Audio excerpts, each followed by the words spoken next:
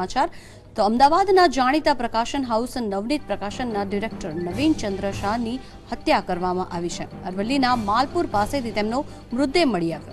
मृतकना भत्रीजा केकिन शाहे मृतदेहने ओळखी बताव्यो हतो अने क्राइम ब्रांचे कुल 4 आरोपीओने झड़प्या छे। जिग्नेश भावसार अने रमेश पटेलने गांधीनगर सोंपाया छे, ज्यारे 2 शख्सोनी अरवल्ली पोलीस पूछपरछ करी रही छे।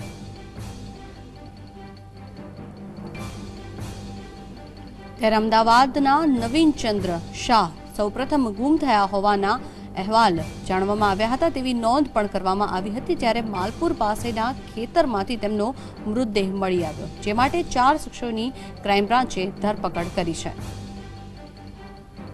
આ અંગે વધુ માહિતી મેળવીએ સંવાદદાતા કશ્યપ પાસેથી। જે કશ્યપ, જણાવશો જે પ્રમાણે નવીન ચંદ્રની હત્યા કરવામાં આવી છે, શું છે સમગ્ર માહિતી?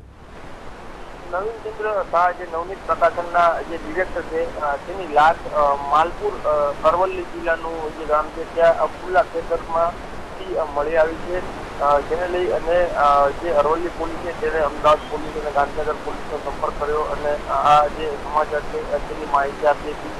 મહત્વની બાબત એ છે કે 2 દિવસ અગાઉ જે પોરબંદર રેસ્ટોરન્ટ છે વૈષ્ણવજી સર્કલ નજીકથી ત્યાંથી જે ગુમ થઈ ગયા હતા તેની એક નોંધ જે અદાલત પોલીસ છે તેમાં થઈ હતી।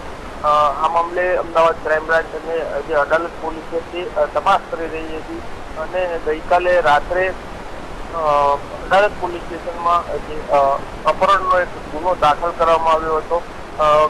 પ્રાથમિક તપાસમાં સામે આવ્યું છે કે જે આ રમેશ પટેલ અને જિગ્નેશ ભાવસાર જે 2 આરોપીઓની ધરપકડ કરવામાં આવી છે તેણે 5 કરોડ રૂપિયાની ખંડણી માંગી હતી।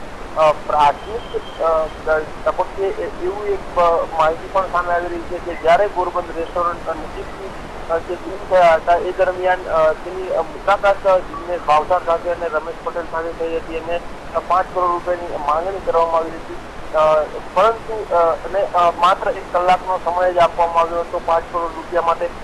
તે સમય દરમિયાન 5 કરોડ રૂપિયા જે બંને આરોપીઓ છે તેના સુધી નહીં પહોંચાડતા ત્યાં નવીનચંદ્ર છે તેનું અપહરણ કરી લેવામાં આવ્યું હતું અને બંને આરોપીઓ તેને લઈ અને ત્યાંથી નાસી છૂટ્યા હતા। બાદમાં અરવલ્લી જિલ્લાનું જે માલપુર ગામ છે ત્યાંથી તે લાશ મળી આવી છે। હાલ આ મામલે અદાલત પોલીસ વધુ તપાસ શરૂ કરી છે, તો જે આરોપીઓ છે એને ગાંધીનગર પોલીસના હવાલે કરી દેવામાં આવ્યા છે। કશ્યપ, આભાર સમગ્ર માહિતી બદલ।